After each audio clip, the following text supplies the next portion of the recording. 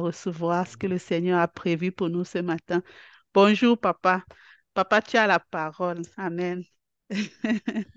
Amen, amen. Est-ce qu'on peut acclamer le Seigneur Jésus, lui donner toute la gloire? Alléluia. Tu peux simplement ouvrir ton micro et dire merci Seigneur pour ce matin. Merci, Seigneur, Merci pour ce Seigneur matin. pour ce matin. Merci Seigneur Merci, pour ce Jésus, matin. Seigneur, Seigneur, pour gloire ce de merci matin. plusieurs Seigneur pour ce personnes. Merci matin. Papa Gloire Merci, à Merci ce Seigneur. Dieu. matin. pour ce matin. Merci, Merci Amen, Seigneur, Seigneur pour pour ce ce matin. matin. amen, amen, Amen. amen, Amen. amen, amen, amen. Génial, génial. Nous donnons la gloire au Seigneur qui fait chaque chose bien. Et mon cœur est rempli de joie, de reconnaissance et d'adoration au Seigneur pour ce privilège qu'il nous accorde aujourd'hui de pouvoir nous retrouver dans sa présence et surtout de passer ces moments ensemble. C'est merveilleux et c'est tout simplement un sujet d'action de grâce. Que toute la gloire revienne au Seigneur. Je bénis le Seigneur pour ces nombreux témoignages merveilleux, puissants, qui démontrent la gloire de Dieu, la main du Seigneur au milieu de nous en tant qu'Église. Je bénis le Seigneur pour ces temps de prière, d'intercession, pour ces temps de louange, d'adoration, pour ces merveilleux moments que nous avons, dont nous avons le privilège de pouvoir partager, n'est-ce pas, depuis les extrémités de la terre, peu importe là où nous sommes, l'église chez vous, l'église chez nous, c'est l'église en ligne et nous vivons une présence extraordinaire. Nous donnons toute la gloire au Seigneur. Je vous salue depuis le Canada, depuis Montréal, où je me trouve en visite, n'est-ce pas, missionnaire. Le Seigneur nous fait du bien de ce côté-ci.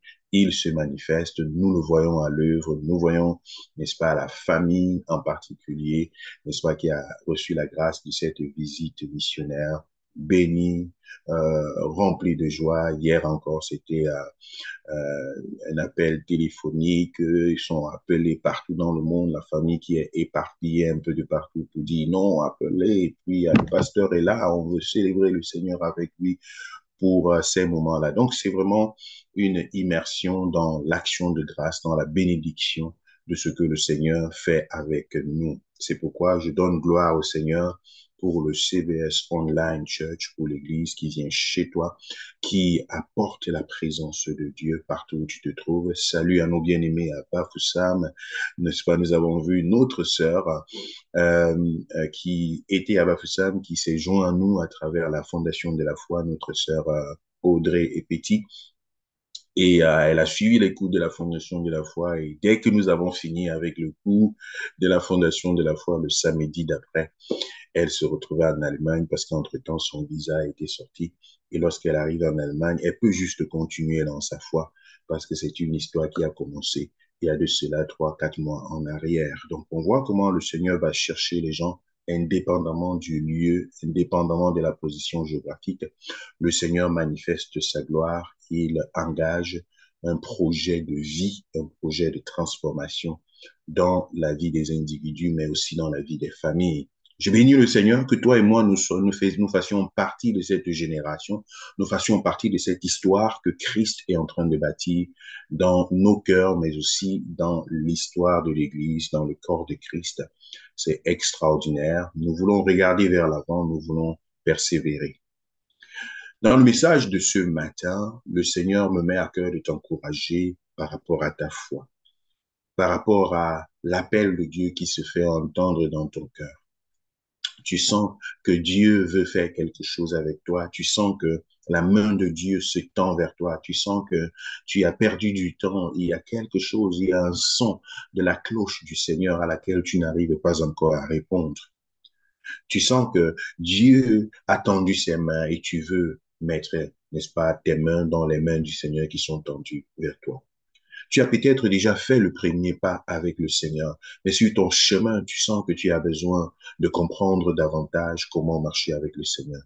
Tu es confronté à des obstacles, tu es confronté à des circonstances qui s'opposent à ta foi et qui viennent, n'est-ce pas, la pousser soit à se refroidir, soit à t'entraîner dans le renégat, dans la rétrograde.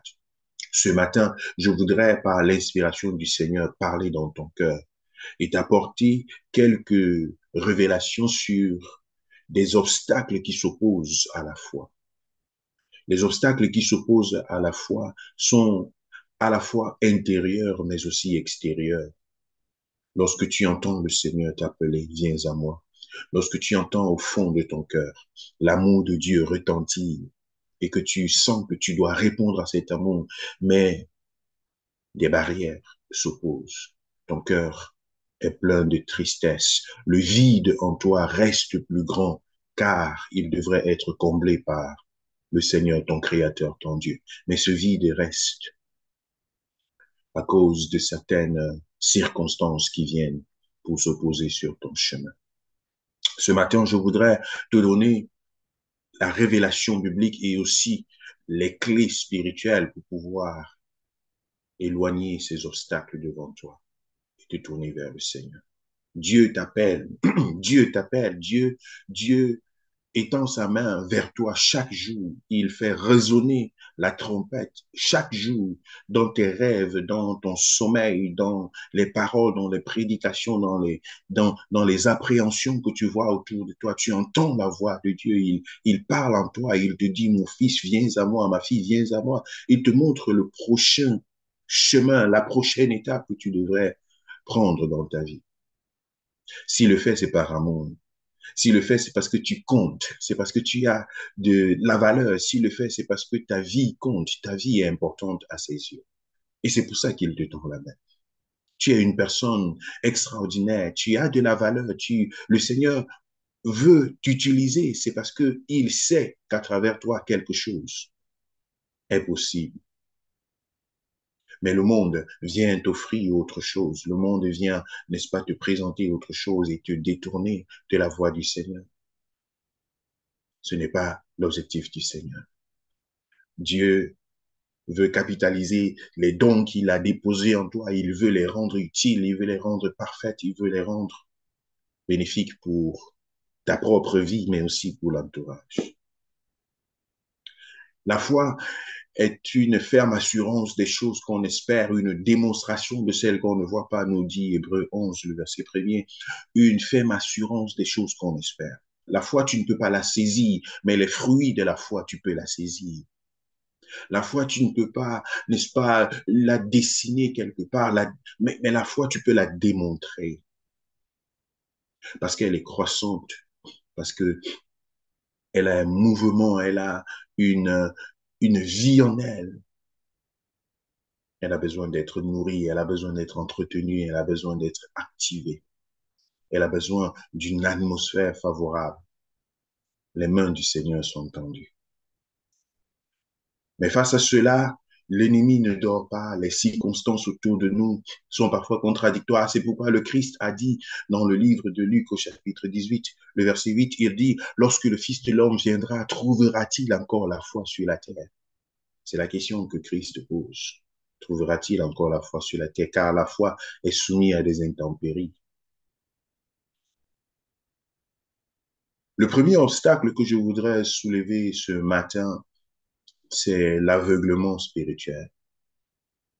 Quand tu n'arrives pas à croire, quand tu n'arrives pas à avancer, quand tu n'arrives pas à véritablement avoir le cœur ouvert, à comprendre certaines choses, le cœur est aveuglé, l'aveuglement spirituel est là. Lorsque les choses spirituelles sont complètement folles, sont complètement étrangères, sont incroyables, lorsque la pensée est très loin de ce que Dieu attend, lorsque tu n'arrives pas véritablement à absorber la parole de Dieu, à te soumettre à elle, un obstacle parfois qui te rend incapable.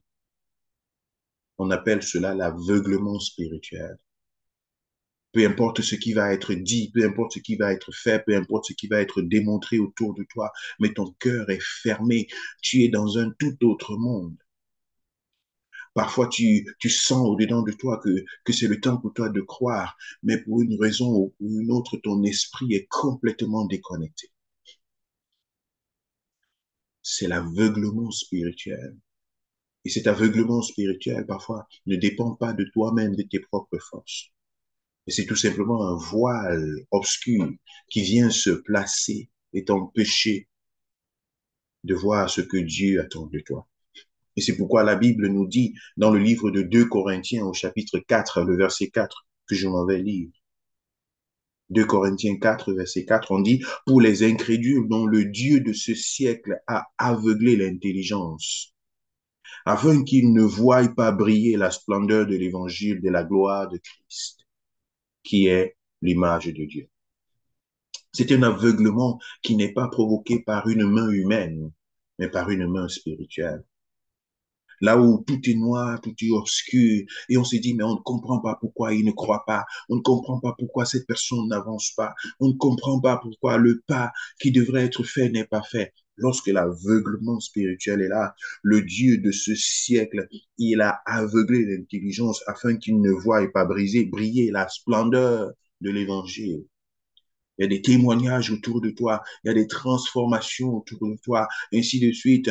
Ton frère, ta sœur te parlent de Jésus, on t'annonce le Seigneur, mais c'est pour toi comme quelque chose de complètement étrange. Tu as l'impression que ce sont des extraterrestres qui sont devant toi. Les yeux sont aveuglés spirituellement, l'obscurité. L'incompréhension est là. Le Dieu de ce siècle vient aveugler l'intelligence afin qu'il ne voie pas briller la splendeur de l'évangile. On te raconte comment des vies sont transformées, comment Dieu protège les enfants, comment Dieu peut ressusciter un enfant qui pratiquement est déjà partante, est déjà morte, comment Dieu peut étendre sa main, répondre aux prières. On te raconte comment tu vois comment la vie des gens sont transformées, les vies sont transformées autour de toi. Et quelque part, le voile est fort, le voile est lourd, et tu n'arrives pas à dire oui, Seigneur. Il nous dit encore dans Éphésiens 4, verset 18, ils ont l'intelligence obscurcie. Ils sont étrangers à la vie de Dieu à cause de l'ignorance qui est en eux, à cause de l'endurcissement de leur cœur. Je prie que ce voile d'endurcissement de cœur, je prie que ce voile, n'est-ce pas, d'aveuglement spirituel quitte ta vie au nom puissant de Jésus. Je prie au nom de Jésus que ton cœur soit libéré, que ce voile obscur puisse partir au nom de Jésus et que tu puisses avoir les yeux grandement ouverts pour saisir l'amour puissant et profond de Dieu qui se déploie dans ta vie et dans ton entourage. Lorsque l'ennemi tient une vie, lorsque l'ennemi vient obscurcir, lorsque l'ennemi vient déposer un vent noir, les cœurs sont simplement aveuglés. L'amour de Dieu se manifeste, mais l'aveuglement prend le dessus. Tu as besoin de prière, tu as besoin d'entretien, tu as besoin de conseils, tu as besoin de te lever et de dire non à cet aveuglement spirituel qui vient empêcher même à ta voix, à ta foi de pouvoir émerger, de pouvoir, n'est-ce pas, être activé, de pouvoir avancer, t'empêcher de répondre à l'amour de Dieu parce que le cœur est couvert d'un aveuglement spirituel. 1 Corinthiens 2, le verset 14 nous parle de l'homme naturel, de l'homme animal. Pour lui, les choses de Dieu sont une folie. On te parle de Dieu, tu dis que c'est une folie. Mais ton cœur n'est pas encore touché, ton cœur n'est pas encore dévoilé. Dis au Seigneur, dévoile mon cœur. Dis au Seigneur, viens me visiter. Seigneur, permets-moi de goûter un peu une partie de ce que ces gens-là vivent. Une partie de ce que ces gens-là vivent. Fais simplement l'expérience de dire, Seigneur, je comprends pas tout, mais je comprends pas comment ces gens sont transformés, comment cette visitation est possible. Seigneur, je veux juste goûter un peu de cela. Et je crois que cette prière-là, tu ne la regretteras pas. Tu prendras un peu du médicament que nous avons pris. C'est un médicament que lorsque tu prends cela, les effets sont pour toujours. On appelle ça la christomycine. Quand tu prends un peu de ce comprimé-là, waouh, waouh, les effets sont prolongés jusqu'à la fin de ta vie. Tu n'as plus envie de lâcher. Tu deviens dépendant, tu deviens addict, tu deviens un... Ça ne te quitte pas. Car Dieu est bon. Ceux qui ont goûté à la bonté du Seigneur, ceux qui ont goûté à la miséricorde, à la joie du Seigneur. Je te prescris la christomycine ce matin. Et cela va apporter une transformation dans ta vie. Tu te mets à genoux, tu dis, Seigneur, je veux t'expérimenter. Je veux dire oui à ta voix. Je veux pouvoir croire, Seigneur. Pourquoi je n'arrive pas à croire comme les autres? Pourquoi je n'arrive pas à me tourner vers toi? Pourquoi je n'arrive pas à avancer comme les autres? Pourquoi ce voile est-il au-dessus de ma tête? Pourquoi mon ciel reste obscur et fermé? Va vers le Seigneur. Parle à Dieu. Dis, oui, Seigneur, moi j'entends ta voix. Mais pourquoi je n'arrive pas à avancer? Je veux avancer. Je prends la décision d'avancer. Satan, quitte mon chemin. Au nom de Jésus, le voile soit ôté, que l'aveuglement soit ôté. Fais cette prière et tu verras une transformation se produire. L'aveuglement spirituel est l'un des obstacles qui viennent s'opposer à la foi. Le deuxième obstacle que je voudrais partager avec toi ce matin, c'est le pouvoir du péché. Le pouvoir du péché qui vient t'empêcher de pouvoir faire un pas avec le Seigneur. Tu as entendu la voix de Dieu. Tu sais toi-même au fond de ton cœur que Dieu t'appelle. Tu sais toi-même au fond de ton cœur que tu dois faire un pas de plus avec le Seigneur. Mais le poids du péché, le pouvoir du péché te retient en arrière, t'empêche d'avancer, t'empêche de bouger, t'empêche d'avancer. C'est comme une chaîne. Là où tu veux faire un pas, tu fais un pas vers l'avant et puis tu te retrouves en train de faire 5 pas en arrière. Parce que le péché est fort, il est lourd, il te tient en arrière, il te tient captif pour souiller ton âme, pour souiller ton être, pour te tenir en arrière. Ça semble être plus fort que toi. Tu sais ce que tu dois faire, ce que tu ne dois pas faire. Tu sais ce que Dieu attend de toi. Tu sais sur quel chemin tu dois t'engager. Mais tu te retrouves derrière, attaché comme tiré en arrière à cause du poids du péché.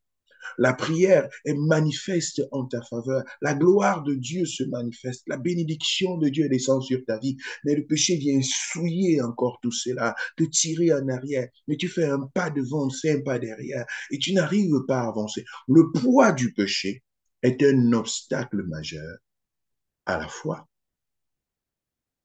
Là où le péché règne, c'est c'est une atmosphère qui n'est pas agréable. Dieu est saint, saint, saint, 3 fois saint. Le Dieu que nous servons, il est 3 fois saint. En lui, il n'y a point de péché. En lui, il n'y a point de péché. Il s'est détourné même de Christ pendant qu'il était sur la croix et que le péché du monde entier s'était accumulé sur la croix. Christ sur la croix avait porté le péché du monde entier. Dieu s'en est détourné. Il a crié, Élie, Élie, lama sabachthani. Père, Père, pourquoi m'as-tu abandonné? Mais il savait pourquoi Dieu l'avait abandonné. Il savait pourquoi Dieu ne pouvait plus le regarder. Il savait qu'il avait atteint le sommet de sa mission. Et il fallait ce détour-là pour que tout le péché du monde entier se retrouve sur lui. Pourquoi? Parce que Christ était déjà sacrifié, l'agneau de Dieu. Le pardon du péché était déjà pourvu. Donc les regards de Dieu, c'était un regard tout simplement de sacrifice. C'était un regard tout simplement de sacrifice. Lorsque tu sens que les choses ne vont pas comme tu attends, comme tu espères, regarde autour de toi. Vérifie ta vie. Vérifie ta façon de vivre. Vérifie ta façon de marcher. Avance avec le Seigneur. Confie-toi au Seigneur, fais-lui confiance, parce que le pouvoir du péché, tu ne peux pas le remporter, tu ne peux pas avoir la victoire sur le péché par tes propres forces, par la chair. Ce n'est pas possible. La Bible nous dit dans le livre de Romains, au chapitre 6, le verset 14, Romains 6, 14, car le péché n'aura point de pouvoir sur vous, puisque vous êtes non sous la loi, mais sous la grâce. Le péché n'aura point de pouvoir sur vous. Ça veut dire qu'il y a des circonstances où le péché a le pouvoir, où le péché retient en arrière, où le péché tire en arrière. J'ai aimé le témoignage de ce frère qui disait, Pasteur, j'entendais la voix de Dieu. Je voulais avancer avec le Seigneur, mais le péché me retenait. Je n'arrivais pas à me détacher. J'étais captif, j'étais dans une addiction, n'est-ce pas, que je n'arrivais pas à lâcher. Mais je sentais que Dieu voulait que je vienne à lui, mais j'étais captif, je n'arrivais pas à quitter ce péché-là. jusqu'à ce que je puisse être visité par la parole de Dieu. Et son témoignage est extraordinaire. Aujourd'hui, c'est un homme de Dieu. Aujourd'hui, c'est quelqu'un qui marche dans la foi parce que il a vaincu la puissance du péché. Romains 6, le verset 12, nous dit ceci, que le péché ne règne point donc dans votre corps mortel et n'obéissez pas à ses convoitises. Romains 6, 12, que le péché ne règne point dans votre corps mortel et n'obéissez pas à ses convoitises. Romains 8, verset 2 nous dit, en effet, la loi de l'esprit de vie en Jésus-Christ m'a affranchi de la loi du péché et de la mort. Qu'est-ce qui te retient derrière? Qu'est-ce qui t'empêche de faire un pas vers le Seigneur? Qu'est-ce qui t'empêche d'être sérieux, d'être sérieuse dans ta foi? Qu'est-ce qui t'empêche de vivre exactement ce que tu prêches, ce que tu dis, ce que tu crois, ce que tu reçois? Qu'est-ce qui t'empêche d'aller dans la pratique? Qu'est-ce qui t'empêche? Qu'est-ce qui te retient en arrière? Quel est ce pouvoir qui te tient dans ton intimité, dans ta vie, là où il n'y a personne, là où personne ne te regarde, là où personne ne te contrôle? Qu'est-ce qui t'empêche d'honorer le Seigneur dans ta vie la plus intime? Qu'est-ce qui t'empêche de quitter le péché? Qu'est-ce qui t'empêche de repousser toutes ces choses loin de toi et de t'engager comme un sacrifice vivant, saint et agréable à Dieu, un culte raisonnable dans lequel il prend plaisir? Qu'est-ce qui t'empêche de dire oui au Seigneur dans la plus profonde intimité de ta vie? Qu'est-ce qui t'empêche de te détacher de toute souillure du monde pour aller vers le Seigneur? Qu'est-ce qui t'empêche? La loi de l'esprit de vie en Jésus-Christ m'a affranchi de la loi du péché et de la mort. L'esprit de vie vient détacher, vient dénouer les liens du péché, les liens de la souillure de ce monde, les liens qui te retiennent en arrière. Ils sont nombreux, ces péchés. Ils sont nombreux, la malhonnêteté, le vol, l'escroquerie, l'infidélité, la masturbation, la pornographie, l'adultère, la fornication, les, les, les, l'orgueil, le mensonge. Ils sont nombreux les œuvres de la chair, le cultisme, des pratiques, n'est-ce pas, qui viennent souiller l'âme. Ce qui vient t'éloigner de Dieu s'oppose à ta foi. Ils sont nombreux.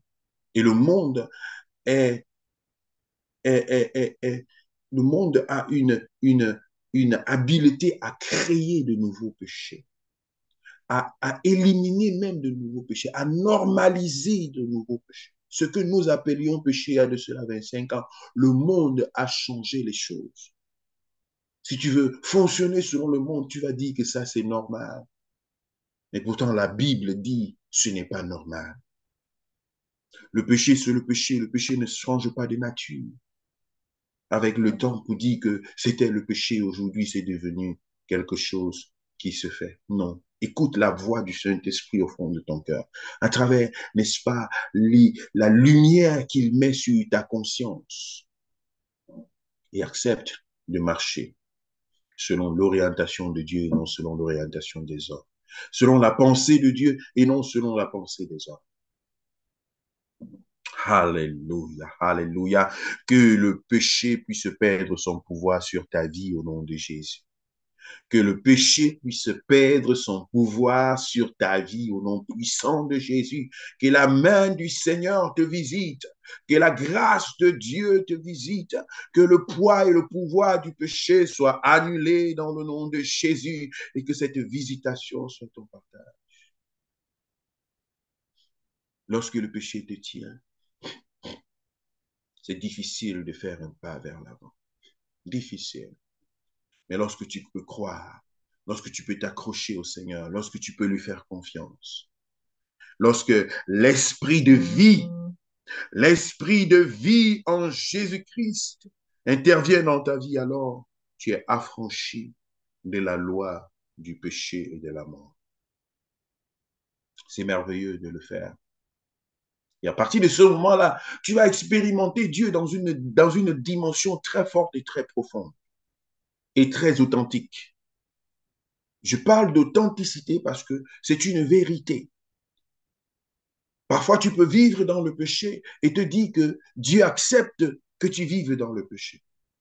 Tu peux vivre dans le péché et te rendre compte que tu pries et Dieu accomplit des miracles.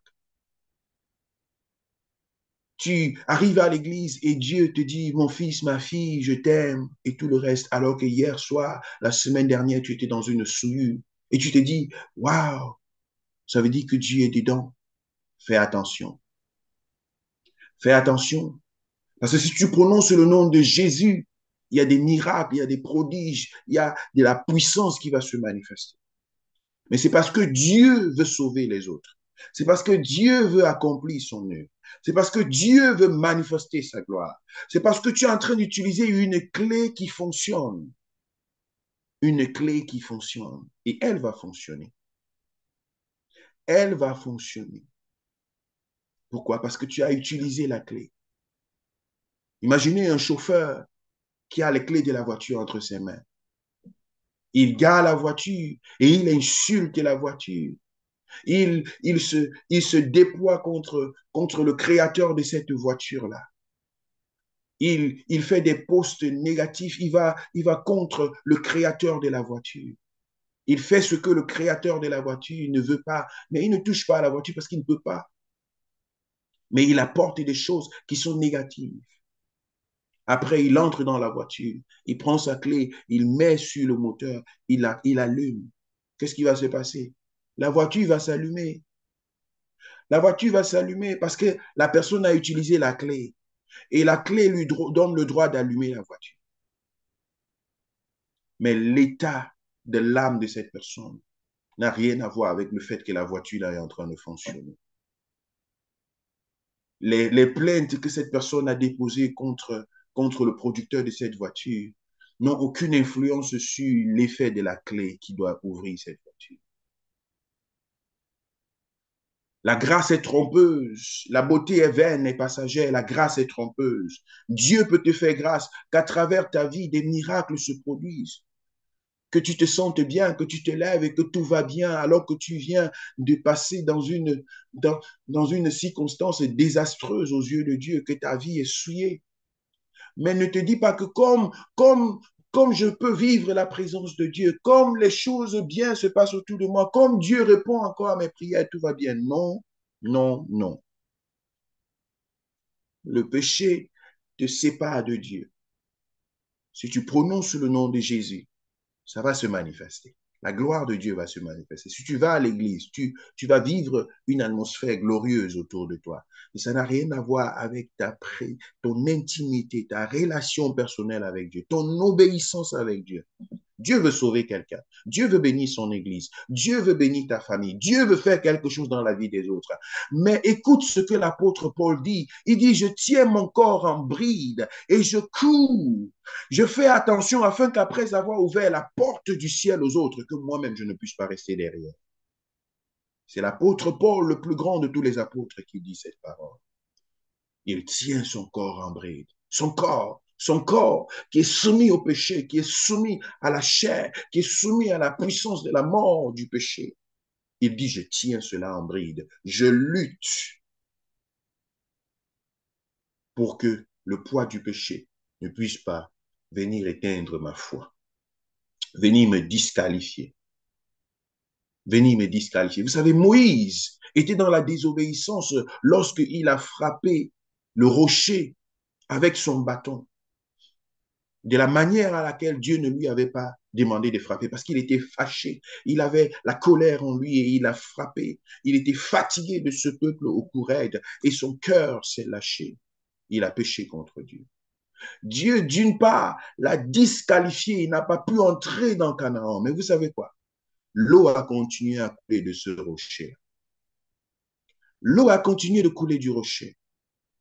La puissance de Dieu était en train de se manifester pendant que Moïse était disqualifié. Pourquoi? Parce que le peuple devait être abreuvé.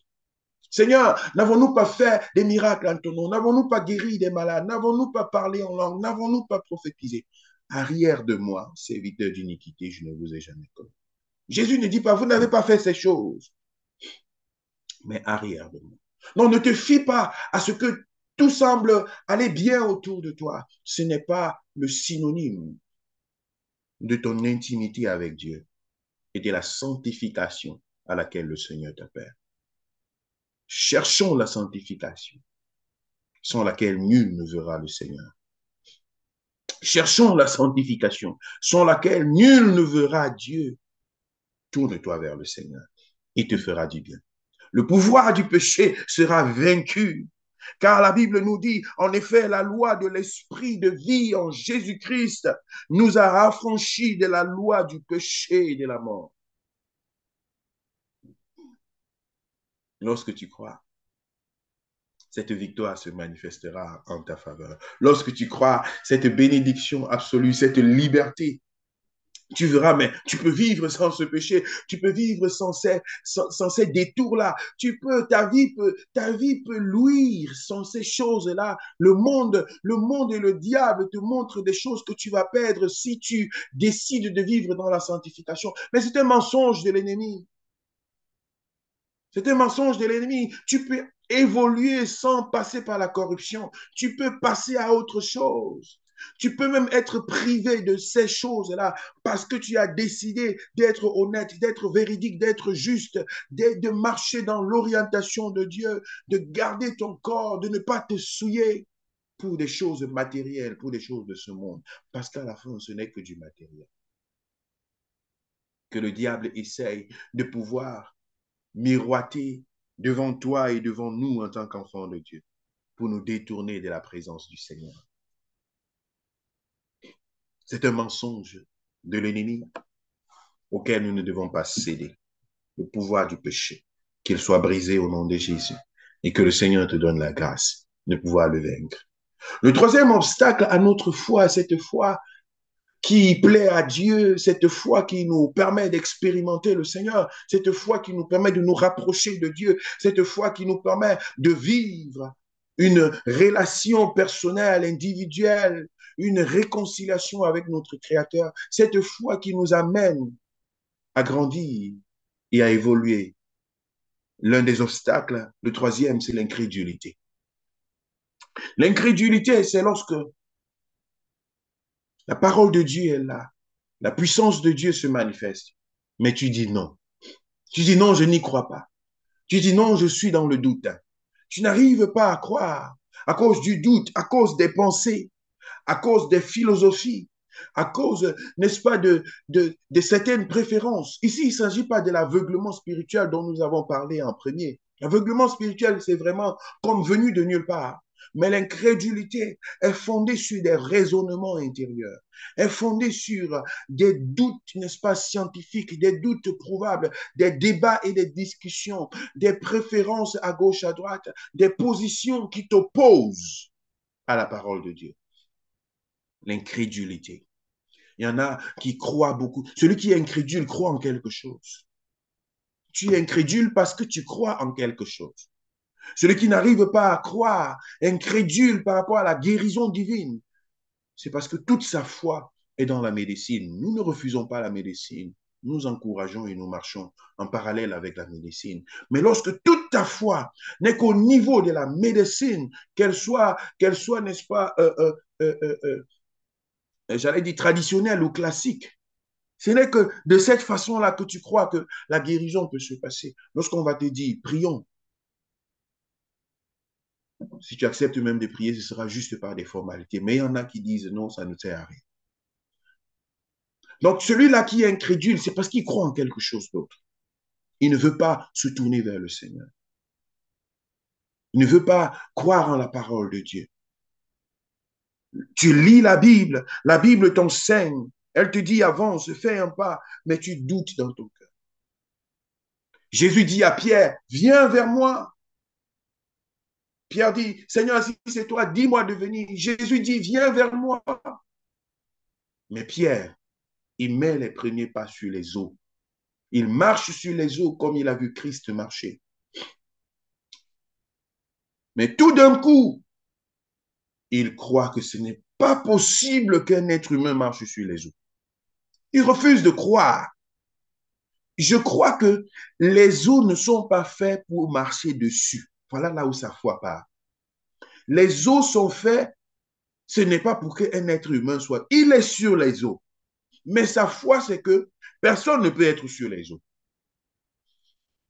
L'incrédulité prend le dessus et il commence à s'enfoncer. Donc l'incrédulité, c'est une foi détournée. C'est une foi qui n'est pas orientée vers la parole de Dieu. C'est une foi qui est tournée vers les choses de ce monde. Lorsque tu as foi plutôt en tes parents, lorsque tu as foi plutôt en tes enfants, lorsque tu as foi plutôt en la médecine, lorsque tu as foi plutôt en l'argent, lorsque tu as foi plutôt en tes relations, lorsque tu as foi plutôt aux êtres humains, même plutôt en ton pasteur et non pas en Dieu, c'est de l'incrédulité. Lorsque tu as foi plutôt aux êtres humains autour de toi, c'est de l'incrédulité. Tu n'arrives pas à croire en Dieu, mais tu préfères croire en ce que tu vois autour de toi. Ce n'est pas ce que Dieu a demandé. Même si tu peux marcher avec ceux qui sont autour de toi, vois Dieu en eux. Vois Dieu dans ceux-là qui sont autour de toi. Parce que si ta foi est focalisée sur les choses de ce monde, sur ton argent, sur ton diplôme, sur tes capacités intellectuelles, sur telle et telle chose, tu es une personne incrédule. Parce que Dieu ne trouve pas sa gloire. Ta foi n'est pas activée. Ta foi, c'est de la logique. Parce que l'argent pour toi opère tout. Alors tu te confies en l'argent. Dieu n'a pas sa place dedans. Tu ne peux pas aller dans des dimensions qui dépassent l'argent. Tu ne peux pas expérimenter des choses que l'argent ne peut pas faire. Parce qu'il y a des choses que l'argent ne peut pas faire. Tu peux expérimenter des choses que la médecine ne peut pas faire. Parce qu'il y a des choses que la médecine ne peut pas faire, bien aimé. Tu ne peux pas expérimenter des choses que la tradition de ce monde ne peut pas faire. Parce que toutes ces choses ont des limites. Donc l'incrédulité, c'est lorsque le cœur est tourné vers autre chose que vers Dieu. Et lorsque Dieu entre en jeu, tu n'arrives pas à y croire. Parce que l'incrédulité a rempli le cœur. Dans le livre de Marc au chapitre 9, Marc chapitre 9, du verset 23 au verset 24, Jésus lui dit, si tu peux, tout est possible à celui qui croit. Vous voyez? Donc quelqu'un a dit, Seigneur, si tu peux, Seigneur. Et Jésus lui dit, toi tu dis si tu peux. Tout est possible à celui qui croit. Aussitôt, le père de l'enfant s'écria, je crois, viens au secours de mon incrédulité. Est-ce que vous comprenez le phénomène qui se passe ici? Il dit, si tu peux, parce que je sais qu'il faut la capacité. Il y a la capacité quelque part, mais je ne sais pas si cette capacité-là est chez toi. Si tu peux. Alors, dès que Jésus a relevé ça pour dire, si tu peux, tout est possible à celui qui croit. Jésus vient provoquer la foi. Jésus vient réorienter la foi. Jésus vient réorienter la foi de cet homme. Et aussitôt, le père de l'enfant s'écria, je crois. Il vient de recevoir là un enseignement. Il vient de laisser la shifter sa foi. Pour dire, maintenant je crois. Je crois, Seigneur. Viens au secours de mon incrédulité. Je ne croyais pas avant. J'avais une autre pensée. Mais je crois, Seigneur. Je veux complètement croire. Viens au secours de mon incrédulité. On prie pour toi, mais est-ce que tu crois? On demande la grâce de Dieu dans ta vie, dans ta famille. Est-ce que toi-même tu y crois? Comment est-ce que ces choses vont se passer? Comment est-ce que Dieu va intervenir dans ta vie? Quel est l'aperçu que tu as dans ton cœur? Est-ce que c'est la peur qui remplit ton ventre?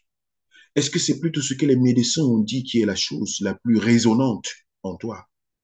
On prie d'un côté, mais de l'autre côté, tu écoutes beaucoup plus, tu gardes beaucoup plus, tu mijotes beaucoup plus ce que les médecins ont dit.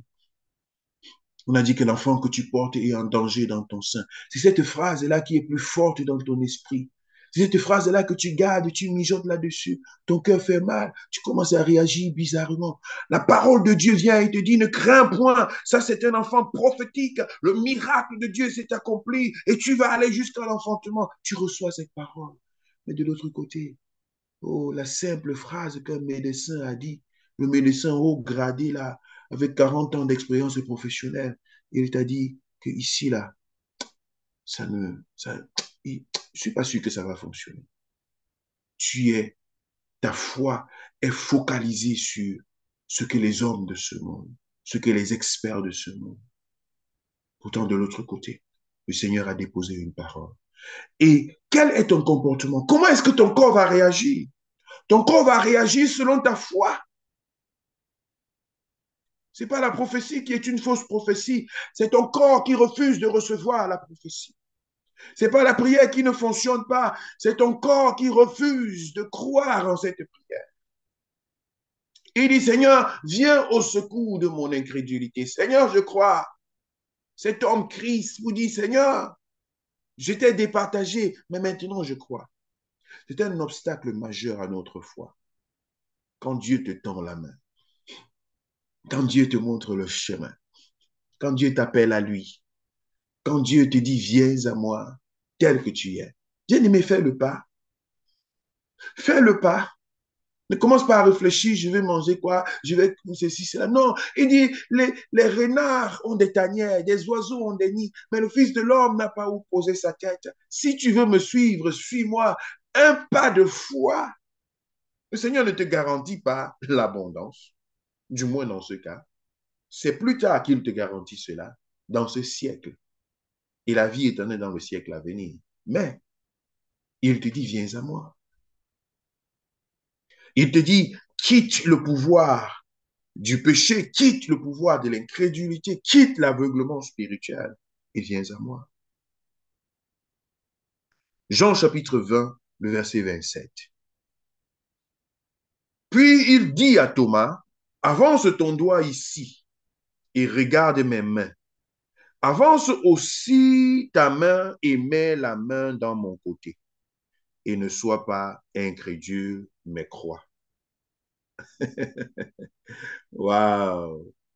Thomas a eu le privilège de toucher avant de croire. Mais toi et moi, nous n'aurons pas toujours ce privilège-là. De toucher avant de croire. Le Seigneur nous demande de croire. Si tu crois, tu verras la gloire de Dieu. Si tu crois, tu verras la gloire de Dieu. Si tu crois, tu verras la puissance de Dieu. Si tu crois, tu verras la gloire de Dieu.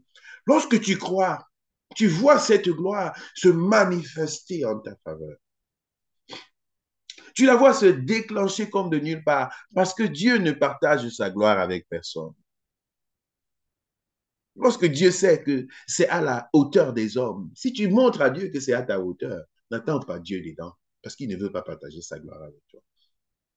Il intervient dans des situations où tu te rends compte qu'il n'y a que Dieu pour avoir fait ce qui a été fait. Parce que Dieu t'a tout donné, il t'a donné les capacités. Si tu comptes sur ces capacités, vas-y. Mais si tu es devant des circonstances où tu sais que non, ce que j'ai dans mes poches là, ça ne suffit pas. Ce que j'ai dans ma carte, quoi, dans mes cartes de visite et dans ceci, cela, dans mes capacités, ça ne suffit pas. Seigneur, viens au secours de mon incrédulité.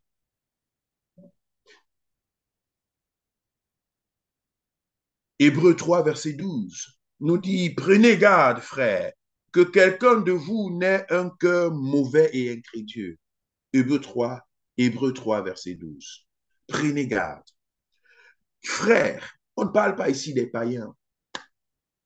Prenez garde, frères, que quelqu'un de vous n'ait un cœur mauvais et incrédule, au point de se détourner du Dieu vivant. L'incrédulité peut non seulement t'empêcher d'aller vers le Seigneur, mais lorsque tu es déjà dans la foi et que l'incrédulité grandit dans ton cœur, que ça naît dans ton cœur, il y en a qui se détournent de la foi à cause de l'incrédulité. Il y en a qui abandonnent le chemin du Seigneur à cause de l'incrédulité.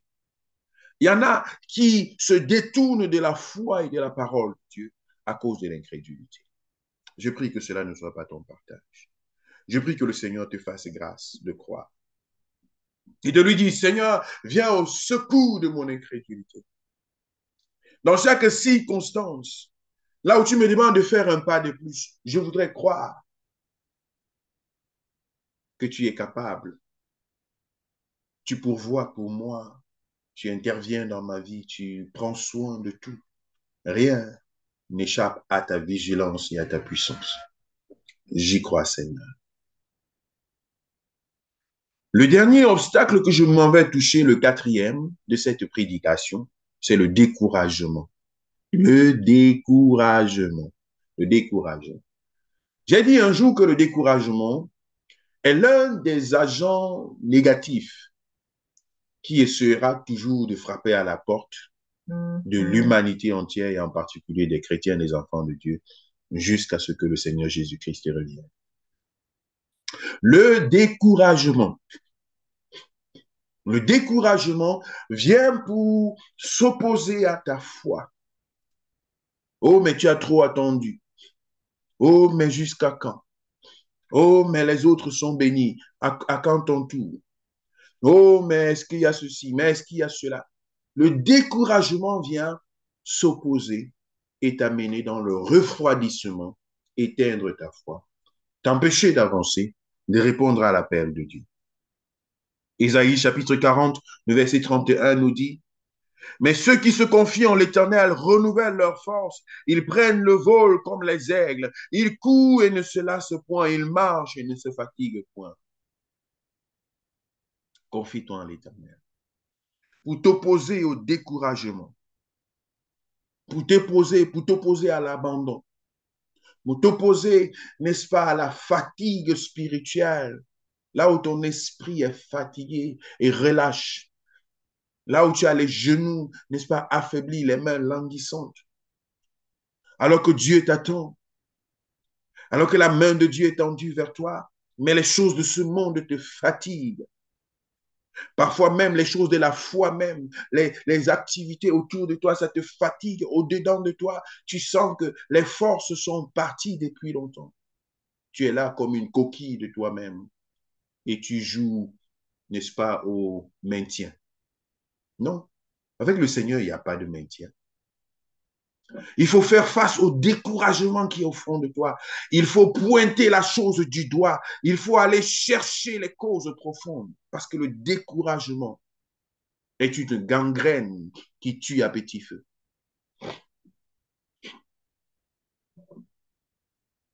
Il faut se confier en l'Éternel. Il faut aller chercher le renouvellement des forces. Tu as le droit de pleurer. Tu as le droit de te coucher, de te plaindre au sol devant le Seigneur. Tu as le droit de déverser tout ce que tu ressens au fond de ton cœur, d'être vrai avec Dieu, de confronter les sentiments profonds qui sont au-dedans de toi. Ne les camoufle pas. Va vers le Seigneur. Deal avec Dieu. Confronte la situation. Ne sois pas virtuel, ne sois pas fictive, ne sois pas superficiel. Va dans les profondeurs. C'est une vie. Il ne s'agit pas de remplir des formalités. C'est une vie. Le découragement vient de l'intérieur. La coquille peut continuer à faire telle et telle chose. Mais qu'est-ce qui se passe à l'intérieur? Il faut confronter la chose. Il faut aller chercher à l'intérieur. Il faut aller chercher à l'intérieur afin de pouvoir dire, Seigneur, j'ai besoin d'être renouvelé. L'Éternel renouvelle la force. Afin que tu prennes ton envol comme l'aigle et que tu cours et ne point te lasser. Mais lorsque le découragement est venu et a pris les dessus, a pris les devants, la foi est étouffée. La vision est rendue floue. Suivre le Seigneur devient quelque chose de difficile, de lourd. Pourtant, ce n'est pas ça. La vie en Jésus, elle est excellente, elle est merveilleuse. La vie en Jésus, elle est belle, elle est réjouissante. Elle n'est pas remplie de regrets et de robotisme. Non. La vie en Jésus, elle est excellente, elle est merveilleuse, elle est joviale. Sois libre, sois toi-même. Avance avec le Seigneur. Crois simplement ce que Dieu est en train de faire. Sois renouvelé à l'intérieur de toi. Que le découragement parte très loin et que tu puisses avoir la pensée ouverte devant le Seigneur. Dieu est intéressé à ta vie. Dieu est intéressé à ton être entier. Il nous dit dans Deutéronome chapitre 31, le verset 8, Deutéronome 31, verset 8, l'Éternel marche lui-même devant toi, il sera avec toi, il ne te délaissera pas, il ne t'abandonnera pas, ne crains point et ne t'effraie point. L'Éternel marche lui-même devant toi, il sera avec toi, il ne te délaissera pas, il ne t'abandonnera pas, ne crains rien et ne t'effraie point. Fortifie-toi et prends courage. L'Éternel est avec toi. Ta vie compte entre ses mains. Ta vie compte à ses yeux. C'est de l'intérieur qu'il veut te transformer. C'est de l'intérieur qu'il veut te porter. Tes faiblesses intéressent Dieu. Tes incapacités intéressent Dieu. Tes limitations intéressent Dieu. Parce que Dieu est fort. Dieu est fort. Même les faiblesses de Dieu sont plus fortes que les hommes. La folie de Dieu est plus sage que les hommes.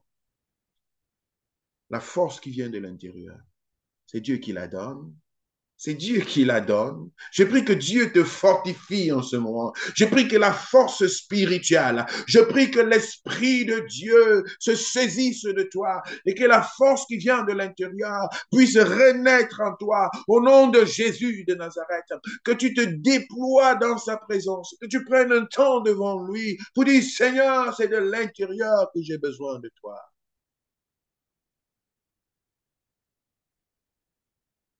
Et que le découragement puisse partir. Que tu puisses revivre, revivre de l'intérieur pour une intimité profonde, personnelle, vraie avec le Seigneur. C'est là où Dieu t'attend, bien-aimé.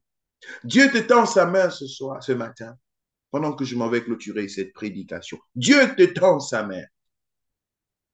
La foi est une ferme assurance des choses qu'on espère, une démonstration de celles qu'on ne voit pas. La foi, c'est une façon pour toi de plaire à Dieu. La foi, c'est une réponse à l'amour de Dieu. Dieu t'aime et il t'a toujours aimé. Il ne s'est jamais détourné de toi. Il s'attend à ce que tu puisses te tourner vers lui. Il te tend la main et tu ressens ce vide-là au-dedans de toi que tu veux laisser combler par l'amour de Dieu, que tu veux laisser combler en répondant positivement à ce que Dieu est en train de faire devant toi. La foi est la seule chose qui te garantit une relation vivante avec ton Créateur. Et tu le sais, tu as accepté, tu veux avancer. Mais il y a des obstacles qui s'opposent à ta vie. L'aveuglement spirituel, le voile. Dieu te donne la victoire sur ce voile spirituel, sur cette obscurité, sur simplement ce signe indescriptible qui ferme le ciel sur ta vie. Dieu te donne la victoire là-dessus. L'obstacle du pouvoir du péché qui retient le corps, qui retient l'âme, qui retient l'être loin de Dieu. Dieu te donne la victoire parce que l'esprit de vie en notre Seigneur Jésus nous donne le pouvoir sur la mort et sur le péché. Toi et moi, nous devons avancer avec le Seigneur, faire confiance à Dieu, avoir la victoire sur le pouvoir du péché, résister au diable et fuir le péché, le mettre loin à l'écart. L'incrédulité vient pour dérouter ta foi. Au lieu de l'orienter vers le Seigneur, la foi est orientée vers autre chose. Que ta foi soit réorientée vers le Seigneur, car Dieu veut faire quelque chose de plus grand. La foi doit être réorientée vers le Seigneur. Le découragement ne doit pas prendre place. Dieu est la source de notre renouvellement. L'Éternel est la source de notre renouvellement. Je prie au nom de Jésus Que cette parole soit gravée dans ton cœur. Je prie au nom de Jésus que ce que Dieu est en train de faire soit marqué pour toujours dans le restant de ta vie.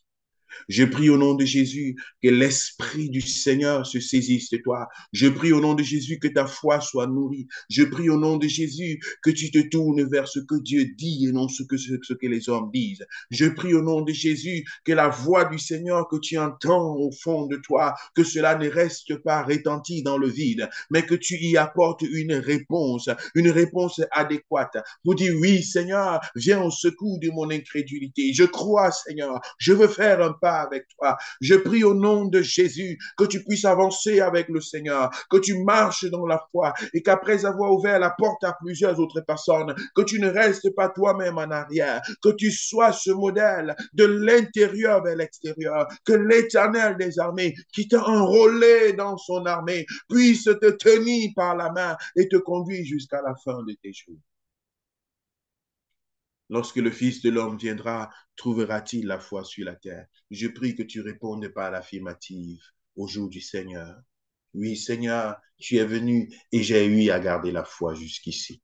Je prie que cela soit ta déclaration lorsque tu rencontreras le Seigneur dans la félicité céleste. Je prie que tu ne puisses pas abandonner. Je prie que tu puisses engager ta foi, celle dans laquelle tu t'es mis, que tu puisses aller jusqu'au bout et que rien ni personne ne te détourne de cette foi sincère, de cette foi manifeste, de cet appel et de cette interpellation venue du Seigneur. Oh my God, my God, my God. Sois transporté dans la grâce de Dieu. Sois transporté dans un élan de foi, sois transporté dans un élan de persévérance, sois transporté dans un élan de bénédiction qui vient de la part de Dieu. Je te bénis ce matin. Je te bénis au terme de cette prédication. Je bénis ta foi. J'annonce que rien ne te stoppera. J'annonce que rien ne te retiendra en arrière. J'annonce que tu avances, que tu transcendes les obstacles, que tu vas au-dessus de ces obstacles. J'annonce que tu prends ton envol. J'annonce que tu avances avec le Seigneur. J'annonce que ta vie est un témoignage perpétuel. J'annonce que la bénédiction du Seigneur se manifestera davantage dans ta vie et à travers ta vie par la foi qui se dégage de ta vie, par la foi qui augmente, comme les disciples et les apôtres ont dit, Seigneur, augmente-nous la foi. Je prie que Dieu, le Seigneur Jésus, augmente ta foi en ce moment.